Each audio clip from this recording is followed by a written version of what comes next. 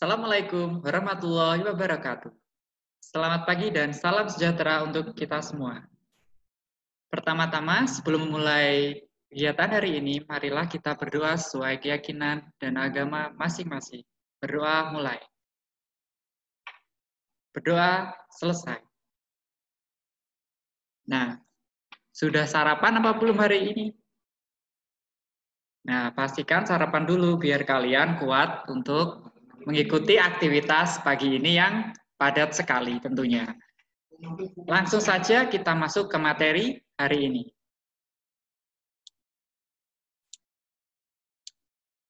Nah, lupa saya ya.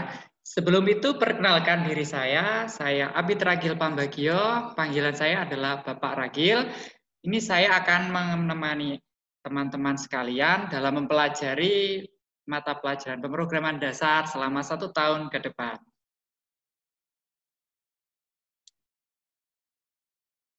Nah, sebelum masuk ke materi, tentunya kalian sudah banyak mendengar apa itu pemrograman dan bahasa pemrograman.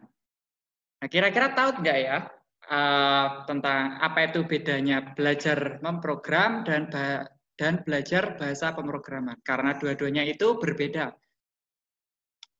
Ayo, ada yang tahu mungkin? Nah, pastinya tidak ada ya, karena baru pertama kali belajar. Oke. Belajar pemrograman dan belajar bahasa pemrograman itu ibarat kita sedang makan. Kegiatannya adalah makan. Dan alat untuk makan salah satunya adalah piring. Nah, belajar pemrograman itu adalah kegiatannya, yaitu makan. Kemudian belajar bahasa pemrograman itu adalah alatnya, yaitu piring. Nah, di sini ada ilustrasi, ada definisi resminya dari buku. Belajar pemrograman adalah belajar tentang strategi pemecahan masalah, yaitu bisa disingkat adalah sebuah caranya ya. Dan kemudian belajar bahasa pemrograman itu adalah belajar suatu notasi bahasa atau bisa dikatakan adalah alatnya, alat yang digunakan untuk membantu dalam pemecahan masalahnya. Jadi pemrograman itu terlahir dari banyaknya masalah yang muncul di masyarakat. Contohnya, kalian tahu kan adanya Facebook, Twitter, dan lain sebagainya. Itu tercipta dari masalah bagaimana masyarakat di seluruh dunia ini bisa saling berkomunikasi tetapi tetap di tempatnya masing-masing. Nah, itu masalahnya dan kemudian hadirlah solusi, yaitu adanya sosial media seperti Facebook dan Twitter.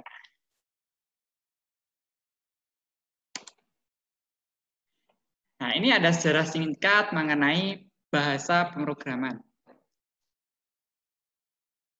Nah, di dalam bahasa pemrograman itu ada yang namanya salah satu materinya yaitu algoritma. Nah, algoritma itu datang dari nama seorang penemu ya, seorang matematikawan, sekaligus astronomi dan astrologi. Yang namanya adalah Muhammad bin Musa al-Khawarizmi. Kemudian berubah menjadi algoritma dalam bahasa Inggris dan diterjemahkan menjadi algoritma dalam bahasa Indonesia.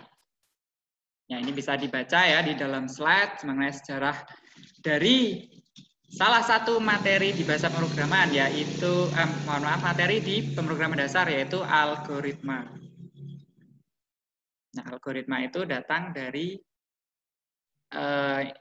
nama seorang matematikawan, yaitu Muhammad bin Musa al-Khawarizmi. Nah, apa itu algoritma? Algoritma itu adalah urutan langkah-langkah logis penyelesaian masalah yang disusun secara sistematis. Jadi, jika ada masalah, kemudian algoritma itu adalah suatu solusi atau cara untuk menyelesaikan masalah yang ada dan dilakukan secara sistematis. Sistematis itu adalah dari langkah awal hingga langkah akhir secara berurutan. Jadi 1, 2, 3, tidak acak 2, 3, 1, tapi 1, 2, 3.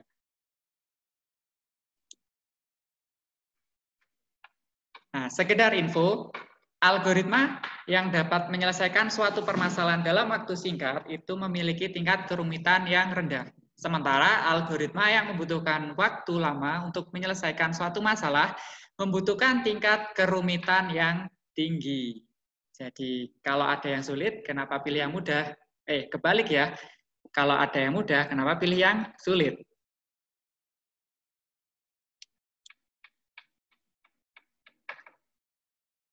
Nah, algoritma ini ada keuntungannya loh.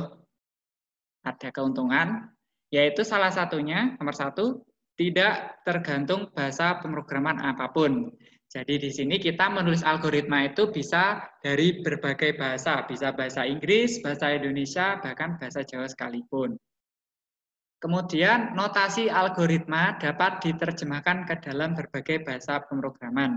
Jadi tadi kita menyusun algoritma, misal dari bahasa Indonesia, kita dapat langsung menerjemahkannya ke dalam bahasa pemrograman yang notabene notasinya adalah menggunakan bahasa Inggris. Kemudian apapun bahasanya, keluarannya selalu sama. Jadi kita menggunakan algoritma dari bahasa Indonesia, bahasa Jawa, ataupun bahasa yang lainnya, itu keluarannya pasti akan sama. Mungkin lebih jelasnya algoritma nanti kalian akan paham jika saya memberikan contohnya di akhir nanti ya. Nah ini, kita mari membuat algoritma ya.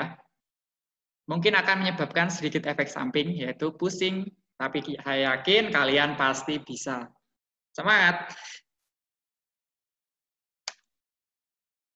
Nah, sebelum masuk ke saya untuk membuat algoritma, ada hal yang harus diperhatikan dalam membuat si algoritma itu. 1, teks algoritma berisi deskripsi langkah-langkah penyelesaian masalah. Jadi algoritma itu adalah ada langkah-langkahnya untuk menyelesaikan masalah, karena algoritma itu ada karena ada suatu masalah. Kemudian tidak ada notasi yang baku dalam penulisan teks algoritma seperti notasi bahasa pemrograman. Notasi yang digunakan dalam menulis algoritma disebut notasi algoritmik. Jadi notasinya bebas ya, mau pakai simbol apapun itu bebas.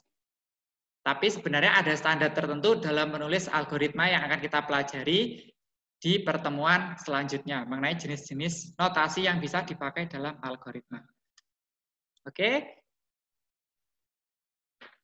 Nah, ini lagi tentang mengenai hal yang harus dipahami sebelum buat algoritma, yaitu algoritma sebenarnya digunakan untuk membantu kita dalam mengkonversikan suatu permasalahan ke dalam bahasa pemrograman.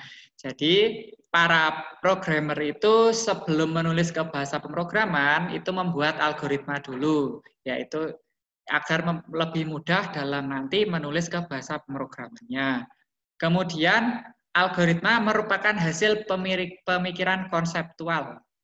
Supaya dapat dilaksanakan oleh komputer, algoritma harus ditranslasikan ke dalam notasi bahasa pemrograman. Jadi sebenarnya algoritma itu adalah notasi-notasi yang kita buat yang nantinya bisa kita translasikan ke bahasa pemrograman.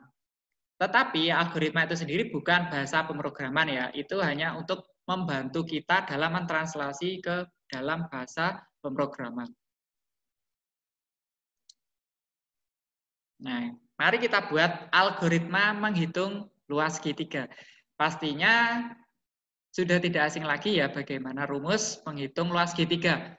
Luas menghitung segitiga adalah setengah kali alas kali tinggi, atau 0,5 kali alas kali tinggi. Nah, langkah pertama dalam buat algoritma yaitu adalah pastikan kita menulis kalimat atau kata mulai terlebih dahulu. Dan kemudian, nah dalam menghitung luas algoritma, itu pasti ada 2 data yang harus kita kenali terlebih dahulu, yaitu alas dan tinggi. Nah, maka dari itu kita tulis baca data alas dan tinggi, di mana alas dan tinggi nanti yang akan diolah untuk menjadi keluarannya adalah luas segitiga. Setelah kita mengetahui data alas dan tinggi, barulah kita menghitung luas segitiganya, di mana caranya adalah hitung luasnya adalah alas kali tinggi kali 0,5 atau 0,5 kali alas kali tinggi. Nah, setelah menghitung, baru keluarlah hasil hitungnya luas segitiga. Dan terakhir, jangan lupa diakhiri dengan kalimat selesai. Ini adalah contoh pertama algoritma menghitung luas segitiga. Yang kedua, mengenai algoritma berangkat sekolah atau cara struktural kita dalam berangkat sekolah. Nah, kalian kalau berangkat sekolah, apa saja dulu yang harus dilakukan pertama kali? Nah, jangan lupa pastikan ada kalimat mulai. Yang pertama dilakukan sebelum berangkat sekolah adalah bangun dari tempat tidur. Dimulai dari bangun tempat tidur, kemudian yang kedua adalah yang pasti mandi pagi, biar seger badannya, biar tidak ngantuk lagi. Kemudian selama di pagi adalah sarapan untuk kita siap menghadapi kegiatan-kegiatan yang akan dilaksanakan di sekolah. Dan yang ke 1, 2, 3, 4, 5 yaitu pergi sekolah tentunya ya. Jangan dari bangun tidur, mandi pagi, sarapan, terus tidur lagi. Yang pastinya pergi ke sekolah. Sesuai dengan judulnya, yaitu algoritma berangkat ke sekolah.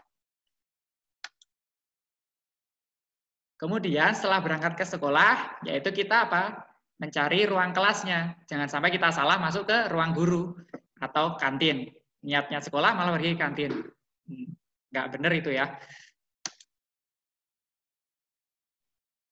Nah, kemudian setelah ruangnya ketemu, pastinya masuk kelas untuk belajar. Ya, karena tujuan utamanya ke sekolah adalah untuk belajar. Dan terakhir adalah kalimat selesai. Nah, lengkaplah mengenai algoritma berangkat ke sekolah di pagi hari. Dimulai dari bangun tidur, mandi pagi, sarapan, pergi ke sekolah, cari ruang kelas, masuk kelas untuk belajar, dan kemudian selesai. Algoritmanya seperti itu. Dari kedua contoh itu, jika ditulis secara terstruktur, langkah demi langkah hasilnya seperti yang ada di slide. Yang di sebelah kiri saya ini adalah algoritma menghitung luas segitiga. Dimulai dari baca data alas dan tinggi tadi, kemudian hitung luasnya setengah alas kali tinggi, kemudian tampilkan luasnya, selesai. Yang kanan adalah algoritma berangkat ke sekolah. Bisa dicatat dan juga dipahami.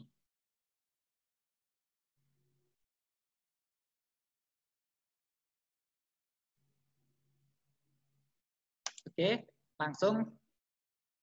Nah, demikian